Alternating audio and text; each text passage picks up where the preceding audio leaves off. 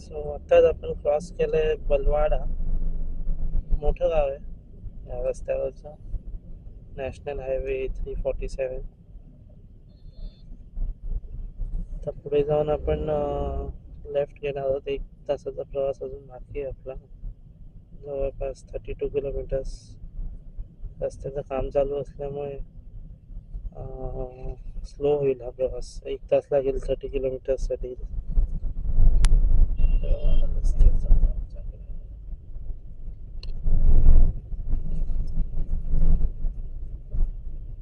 बराच खराब रस्ता आहे. रस्त्याची धूळ आहे.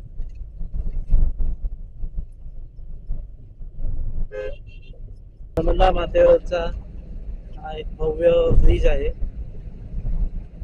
हा थोडा ऑफ द रोड ब्रिज आहे. ऑफ द वे ओंकारेश्वरला. एक्झॅक्ट हा रस्ता नाही आहे. मेन हायवे सोडून आपण रस्त्या शॉर्टकटने जातोय. त्या शॉर्टकटच्या रस्त्यावरचा हा ब्रिज आहे.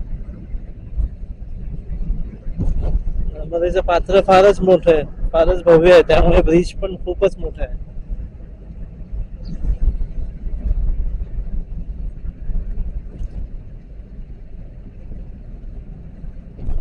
ऑफ द रूट असल्यामुळे इथे ट्रॅफिक नाही आहे. रस्ता खूपच खराब होता. रस्त्याची अवस्था खूपच बिकट होती.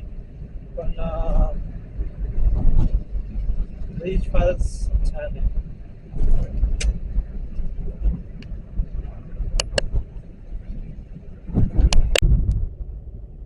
हा पुन्हा मेन हायवे चालू झालाय ओंकारेश्वरकडे जाणारा. आता शेवटचे 10 किलोमीटर्स राहिले.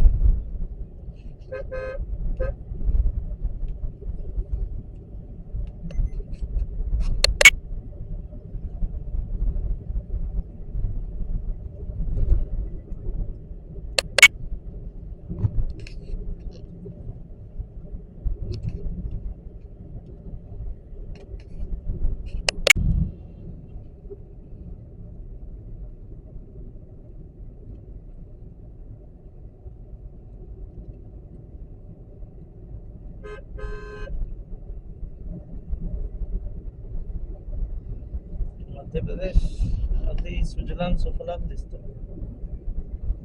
सगळीकडे ग्रीनरी दिसते. गव्हाची पिकं उभी राहिली. काही ठिकाणी हिरवी आहेत, काही ठिकाणी पिवळी झाली जातात.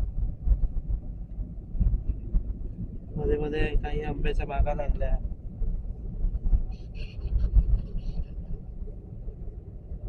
आणि सपाट भूमी असल्यामुळे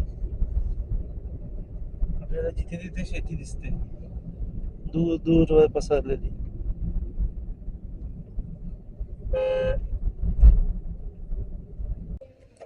हॅलो गाईज, सो आम्ही पोहोचलोय ओंकारेश्वरच्या इथे.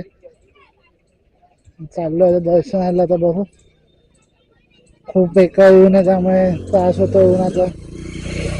सगळ्यांनी टोप्या आणि गॉगल्स लावलेत. आता बघू कसं होतं दर्शन पुढे. गर्दीचं एक्सपेक्टेशन होतं त्यामुळे तसंच आहे. एक्सपेक्टेड होतं गर्दी असणार आहे आणि गर्दी खूपच आहे. पार्किंग पण आय थिंक फुल होती, त्यामुळे मग आम्हाला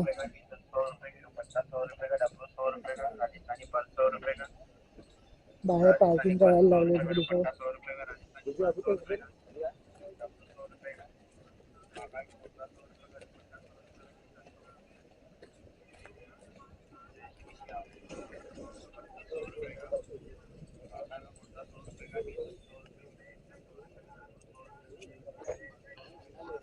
ओंकारेश्वर मंदिर, मंगलेश्वर गजानन आश्रम.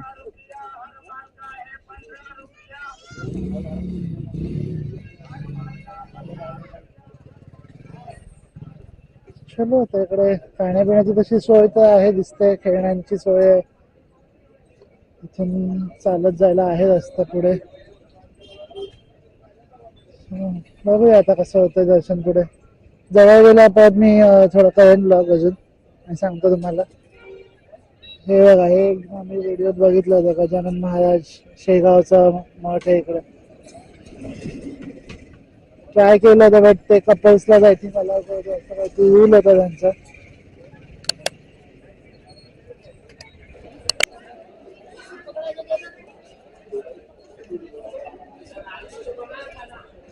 सो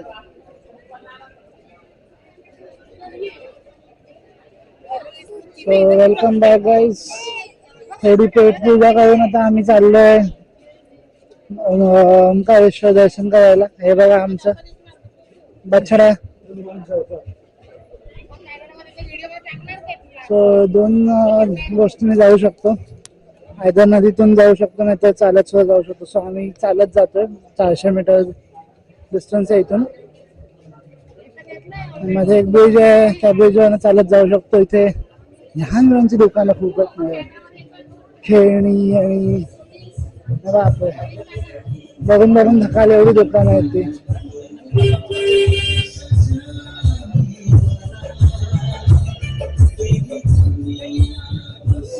आता बघू किती वरती गर्दी. इथे कशी काय वाटत नाही अजून गर्दी. वरती गेल्यावरच कळेल किती वेळ लागतोय दर्शन आणि किती गर्दी आहे त्याचा अंदाज वरती गेल्यावरच येईल. सो चलो, मंदिराचा एक व्ह्यू दाखवेन तुम्हाला जेव्हा जवळ पोहोचून. अजून भेटू तेव्हा. सो हा आहे जो ब्रिज मी आता म्हणत होतो 400 मीटरचा, नर्मदेवर इकडे बांधलेला आहे. सस्पेन्शन पूल आहे आणि तुम्ही तिथे बघू शकता नर्मदेवरचा डॅम आहे समोर. खूप मोठा डॅम आहे आणि बँक आणि हालत बघून कळत किती मोठी होते नदी. किती पूर आल्यानंतर किंवा पावसाचं पाणी पावसात किती पाण्याचं स्तर किंवा लेवल वाढत असेल ती ह्याच्यावर आयडिया येतेच आहे. इकडे हे मी मगाशी म्हणत होते बोटीतनं दर्शन घ्यायचं. इकडे बोटीतनं नदी क्रॉस करायची आणि जायचं.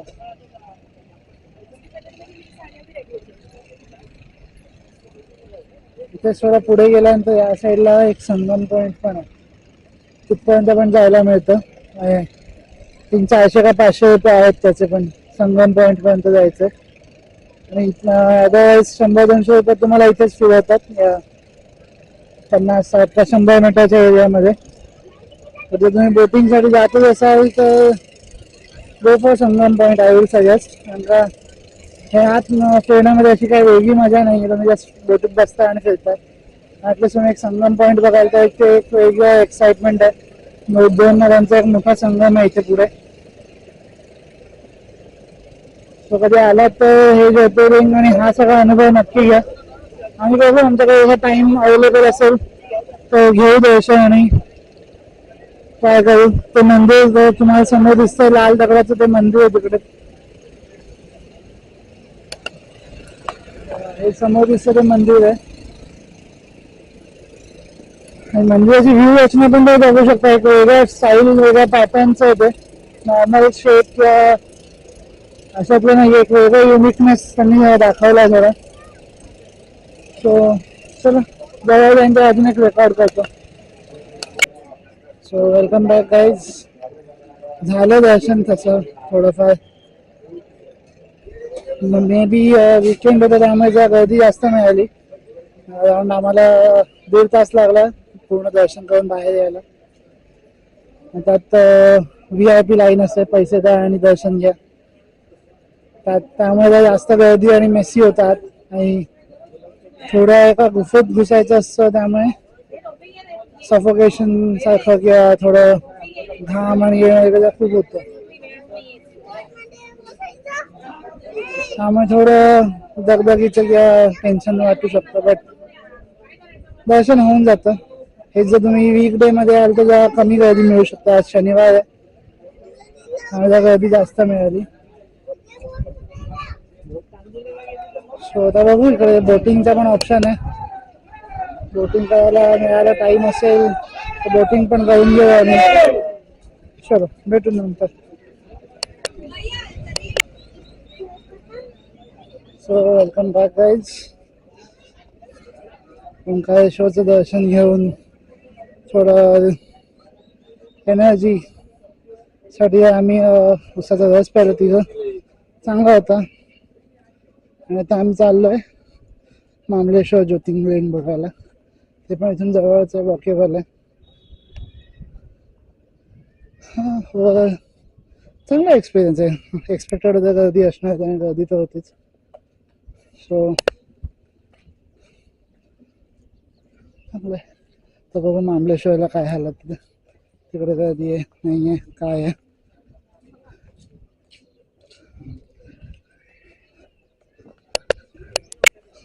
सो हे आहे दुसरं म्हणजे महाबळेश्वर ज्योतिर्लिंग.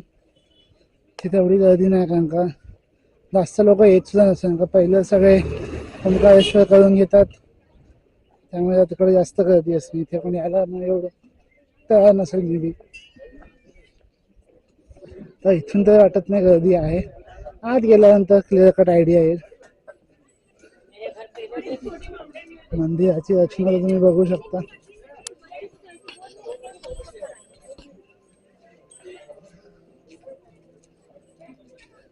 हे मंदिरांची कमी नाही आहे राज्यात. वानर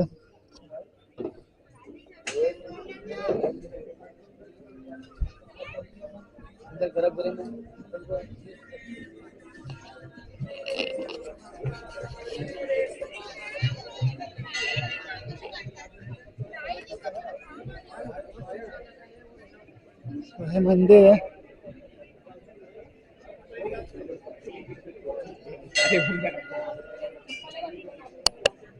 भगवा फडकतोय.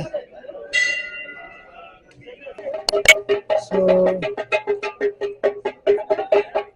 झालं दर्शन महाबळेश्वर ज्योतिर्लिंगाचं. हे मेन मंदिर आहे. आम्ही आल्यानंतर गर्दी पण जरा वाढली आहे इकडे.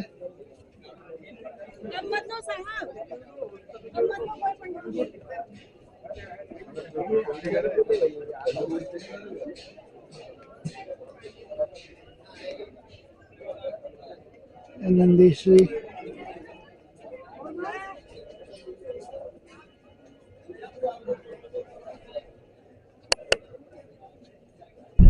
Welcome back guys. आमच्या आयटनरी मधली सगळी दर्शनं करून झाली आहेत. महाकालेश्वर, ओंकारेश्वर, महाबळेश्वर सगळं झालं आणि आता रिटर्न टू मुंबईचा प्रवास चालू केला आता. सो काय प्लॅन नाही कुठे हॉल्ट घ्यायचा किंवा काय, पण जेवढं आज डिस्टन्स कव्हर करता येईल तेवढं करायचं आहे, सो दॅट उद्या जास्त रश नाही होणार. कारण का आज एक्झर्शन झालंय लाईन मध्ये आणि धक्काबुक्की मध्ये. सो बघू कुठपर्यंत जातोय, मध्ये मध्ये करतच जाईन कनेक्ट.